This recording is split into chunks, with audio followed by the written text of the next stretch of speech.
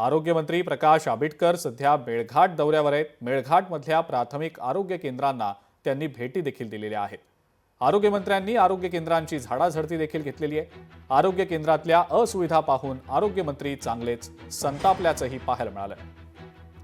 मेळघाटातले कुपोषणामुळे होणारे मृत्यू थांबवण्यासाठी प्रशासनाने प्रयत्न करावेत अशी विनंती सुद्धा यावेळेला प्रकाश आंबेडकर यांनी केलेली आहे।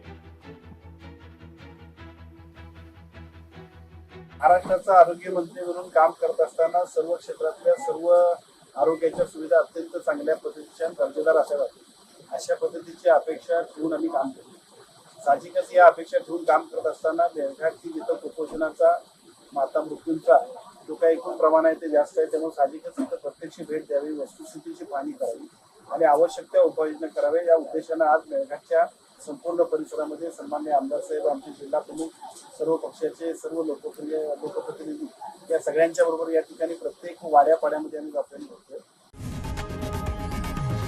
लोकशाही मराठी ऐका, पहा, जागरूक रहा।